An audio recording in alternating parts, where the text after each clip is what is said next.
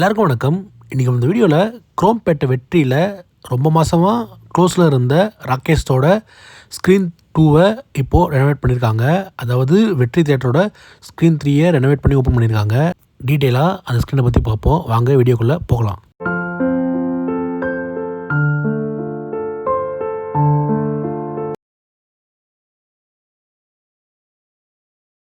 இந்த தேட்டரோட box office தேட்டரோட என்ட்ரன்ஸ்லேயே இருக்குது. நீங்கள் உங்கள் டிக்கெட் கட் பண்ணிக்கலாம். ஆன்லைனில் புக் பண்ணுறவங்க டைரெக்டாகவே தேட்டருக்குள்ளே என்ட்ரு ஆகிடலாம். பார்க்கிங்க்கு ஸ்பேஸிங்கு பெருசாகவே இருக்குது. பைக்குக்கு 30 ரூபாவும் காருக்கு 40 ரூபாவும் பார்க்கிங் சார்ஜஸாக ஒரு ஷோவுக்கு இங்கே கலெக்ட் பண்ணுறாங்க. நம்மளை செக் பண்ணிவிட்டு எல்லாரையும் க்யூவில் நிற்க வச்சு தான் உள்ளே அலோவ் பண்ணுறாங்க. கிரவுண்ட் ஃப்ளோர்லேயே ஃபுட் கோர்ட் இருக்குது. உங்களுக்கு தேவையான ஃபுட்ஸை நீங்கள் இங்கேயே பர்ச்சேஸ் பண்ணிக்கலாம். இந்த தேட்டரில் யூபிஐ டெபிட் கார்டு அந்த மாதிரி எல்லா விதமான பேமெண்ட்டும் இவங்க அக்செப்ட் பண்ணுறாங்க. இப்போ நம்ம பார்க்க போகிற கிறிஸ்கிரீனோட ரெஸ்ட் ரூம் தான் பார்க்க போகிறோம். இந்த ரெஸ்ட் ரூம் வந்து தேட்டரோட ஃபர்ஸ்ட் ஃப்ளோரில் லொக்கேட் ஆகிருக்கு. அதாவது கிறிஸ்கிரீனுக்கு பக்கத்துலேயே லொக்கேட் ஆகிருக்கு. இது ஒரு புதுசாக பில்ட் பண்ண ரெஸ்ட் ரூம்ன்றதுனால ரெஸ்ட் ரூமை நீட் அண்ட் க்ளீனாகவே மெயின்டைன் பண்ணிட்டு வராங்க. ரெஸ்ட் ரூமையும் அடிக்கடி ஒருத்தர் க்ளீன் பண்ணிகிட்டே இருக்காங்க. ஸ்க்ரீனுக்குள்ளே என்ட்ரு ஆகிறதுக்கு முன்னாடி உட்கார்றதுக்கு கொஞ்சம் சீட்டிங்ஸ் வச்சுருக்காங்க. இது ரொம்பவே பாராட்ட வேண்டிய விஷயந்தான். முன்னாடியே போயிட்டிங்கன்னா கொஞ்சம் வெயிட் பண்ணிவிட்டு ஸ்க்ரீனுக்குள்ளே என்ட்ரு ஆகலாம். முன்னாடி இருந்த ராகேஷ் ஸ்க்ரீனை தான் இப்போ ஸ்ப்ளிட் பண்ணி இந்த ராகேஷோட ஸ்க்ரீன் 2 அதாவது வெற்றியோட ஸ்க்ரீன் 3 ஸ்க்ரீனை பில்ட் பண்ணியிருக்காங்க. எக்ஸாக்டாக சொல்லணும்னா வெற்றியோட பால்கனியோட ரைட் ஹேண்ட்ஸில் தான் ஸ்க்ரீன் லொக்கேட் ஆகிருக்கு.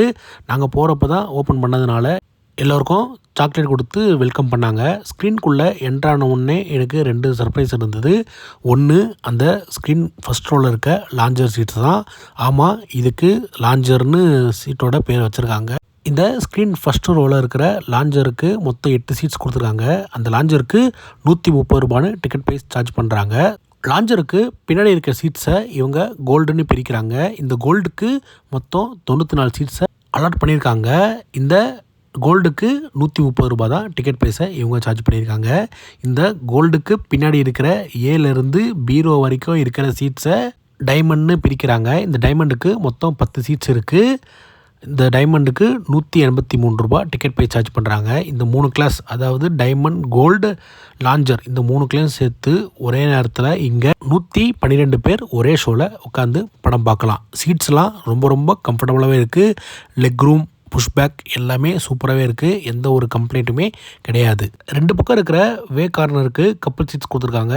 வே கார்னருக்கு பக்கத்தில் இருக்கிற 2 சீட்ஸை சிங்கிள் சீட்ஸாக கொடுத்துட்டு அந்த சிங்கிள் சீட்ஸுக்கு பக்கத்தில் இருக்கிற சீட்ஸை கப்புள் சீட்ஸாக கொடுத்துருக்காங்க. இதே மாதிரி தான் எல்லா ரோலையும் இருக்குது. ஒரு ரோவில் மொத்தம் 8 கப்பிள் சீட்ஸை இந்த ஸ்க்ரீனில் கொடுத்துருக்காங்க.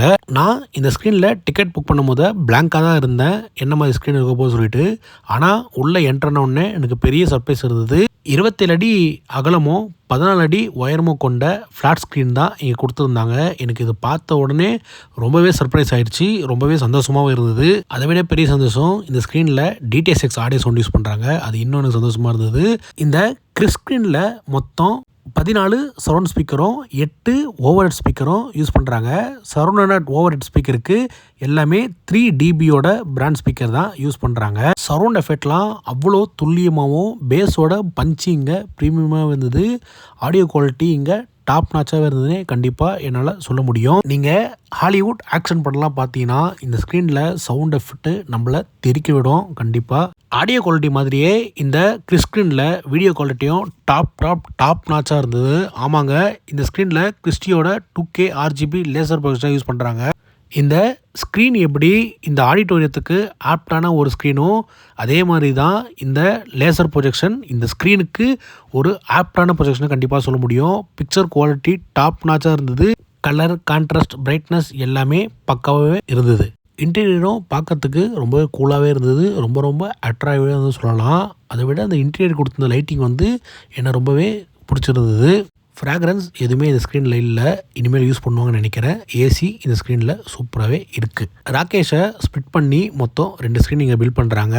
இது வந்து ஸ்க்ரீன். இனிமேல் ராகேஷ் ஸ்க்ரீன் வந்து சீக்கிரமாகவே ஓப்பன் பண்ண போகிறாங்க.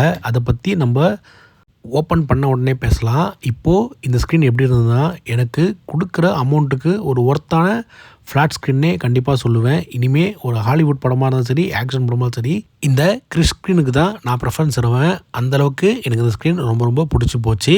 நீங்கள் யாராவது இந்த கிறிஸ் ஸ்க்ரீனில் படம் பார்த்துருந்தீங்கன்னா மறக்காமல் உங்கள் எக்ஸ்பீரியன்ஸை கீழே கமெண்ட்டில் ஷேர் பண்ணுங்கள். இந்த கிறிஸ் ஸ்க்ரீனோட DTS6 டெமோ அட்டாச் பண்ணுறேன், பார்த்து என்ஜாய் பண்ணுங்கள். இதே மாதிரி அடுத்த வீடியோவில் நான் உங்களை சந்திக்கிறேன். நன்றி.